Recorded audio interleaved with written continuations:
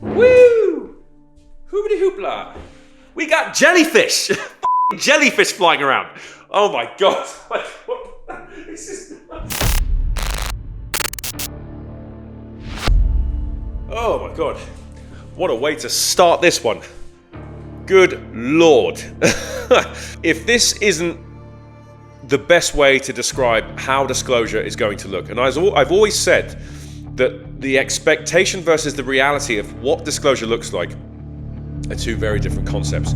It's not going to be this amazing sort of grand address by the president on the front lawn with an alien coming from Zeta Reticuli coming down at the same time going, hey, I'm real, just let you know, I'm your local neighbor in Zeta Reticuli. That's not how this works. It's going to come from social media platforms, it's going to come from a private entity, Skywatcher in this case, and making a big announcement like this on a relatively large, not large, but like independent large news network called News Nation, which is run, of course, by Ross Coulthard.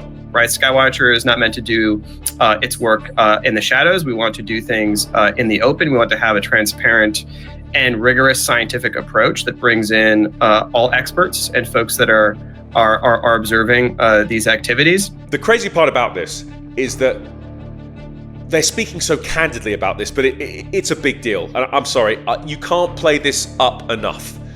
Matthew Pines is now involved with Skywatcher now as a strategic advisor.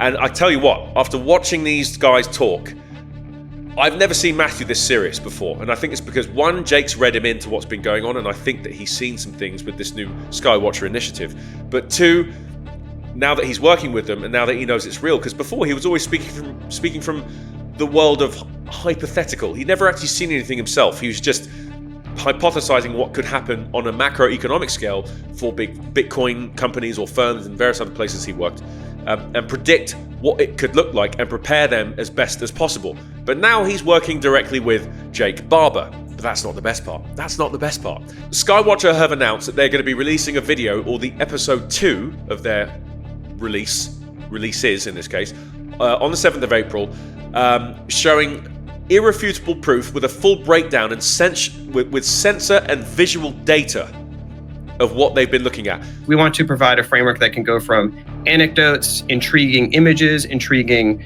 encounters or experiences, to definitive scientific validated conclusions that can be shared and that can be the basis for public conversations and public policy. So this document meant to sort of anchor where we think our current understanding is and the methodologies that we're putting to the test, but also recognize where we still have a lot of work to go. There are 9 classes of phenomenon. 9. Like, I can't stress this enough. And they are going through a rigorous process. They've even basically given us a breakdown. It's called the Discovery Ladder, and this is what they're doing. Okay, and they have to go through all these steps before they release any video to the public, but this is what they've done. Step 1, preliminary observation, i.e. public videos coming from you or me or even from their systems or their surveillance systems that they have. Structured data collection, radar, ground-based equipment, infrared, human observers. Gary Nolan, we know, is a part of this team as well. Okay, hypothesis testing and pattern recognition. Testing again and again and again and again until what? You have absolute dead to rights that it's real and that you can corroborate from a third party and go, by the way, please verify that this is what it is. We've run the test 5 or 6 times. Is this real? Yes or no? Confirm, move forwards. Next step. Peer review and scrutiny. What that means is that it must be under scrutiny by the scientific community and other relevant departments that need to look at this to verify the claim and the find. That's been done based on these steps, okay? Here's the crazy part. The public disclosure, which is the bit we're about to see on the 7th of April, is step 5. Now, I could be getting this wrong, and if I am, I'm more than happy to be corrected, but this is a big moment in the UAP community, because what we've got here is we have got a private organization with someone that worked on one of these crash retrievals heading the space. We've got Gary Nolan, we've got Matthew Pines, all gathering and coming together, effectively saying, all right, let's provide the evidence dispassionately, as Gary Nolan famously said when he was interviewed about this. And now we're going through step 5, where they're going to release footage of this stuff with the raw data associated so that we can cross-examine, cross-examine, cross-examine. I'm going to keep saying that because that's really important. You know me, I don't like woo-woo. I just want the facts. I want the data. What have you actually seen to date? Yeah, I'll tell you. So episode 2 that releases April 7th is going to be the first time we introduce one of our key members who runs our technology side of the house, what we call our technology operations group. And in that episode, he is going to be our lead in taking everyone through what we call our 9 classes of UAP.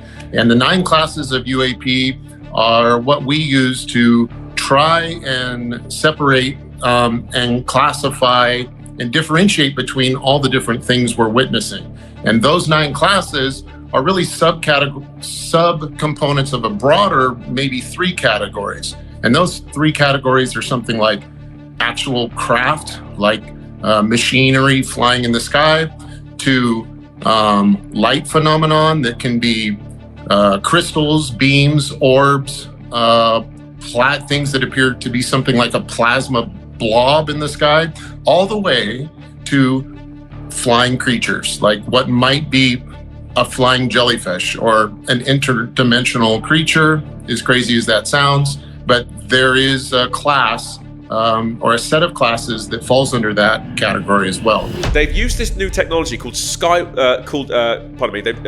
proprietary electromechanical signal. You have to bear with me, guys. I'm getting a bit excited about this because this is kind of a big deal. This is basically our disclosure. That's basically what this is. As long as the data's real and they can cross-examine this and verify it, it's game over. Game, set, and match. That's where we are. 8 years it took to get here. Again, sorry, I'm going off on a tangent, but 8 years. 2017 was the New York Times article with the Go Fast video, the gimbal, and the Tic Tac, and now this. I think one of the classes that people are going to be most excited to see, because it's very well known and arguably one of the most famous and interesting UFO, UAP classes out there, is the Tic Tac. So on April 7th, you'll get to see our interactions with the Tic Tac. We had a lot of success with the Tic Tac in episode 2, or the filming of that. It showed up for us several days in broad daylight, dropping from above 80,000 feet, as everyone has heard.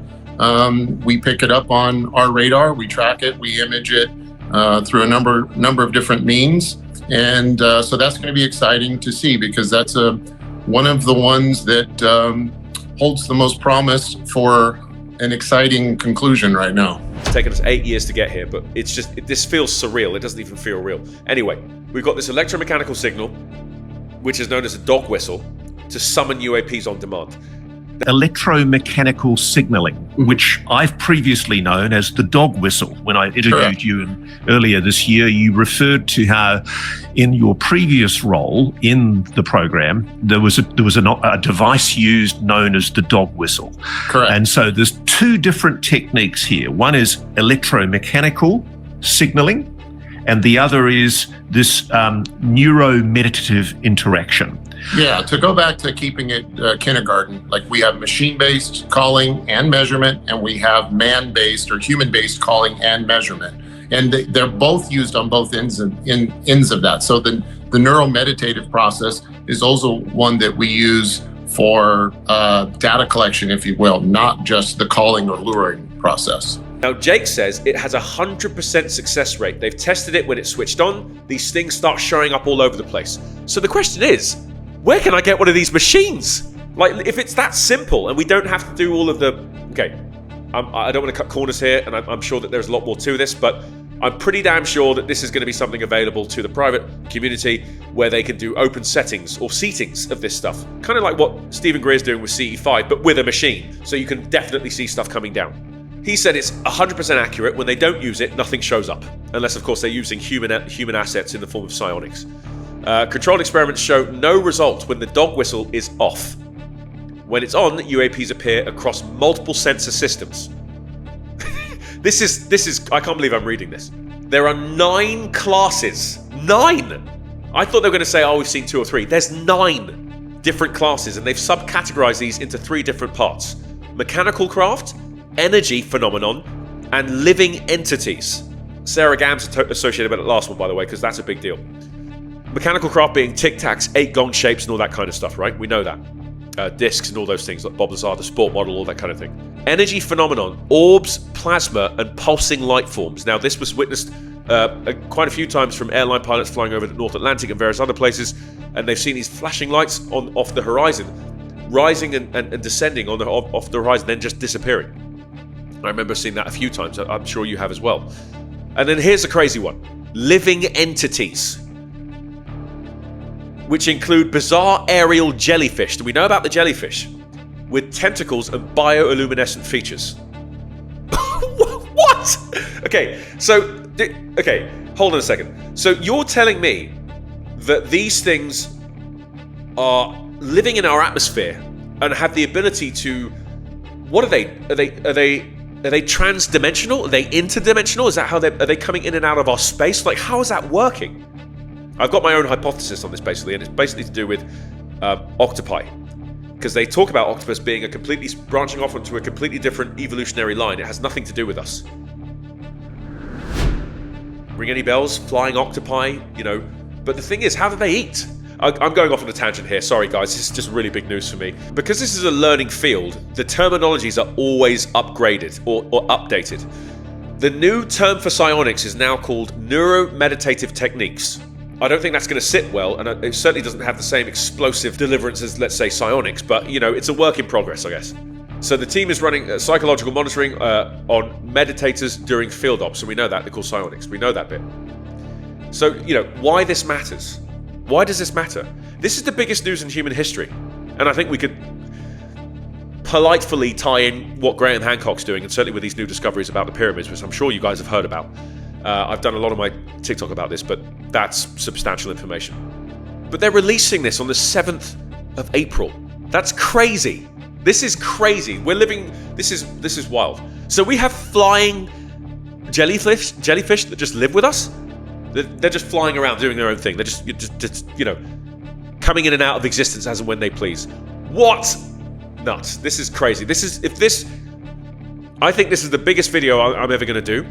And mark my words, I think that as long as the peer review has been done and the data is associated with the findings, and then you've got Gary Nolan taking Q&As about the stuff that they've discovered, I think we're in a very good position here. Now, I don't want to call this disclosure, but I'm certainly going to call it something, which is soft disclosure.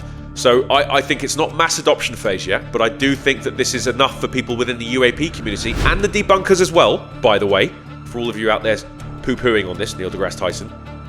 I'll come to you in a minute.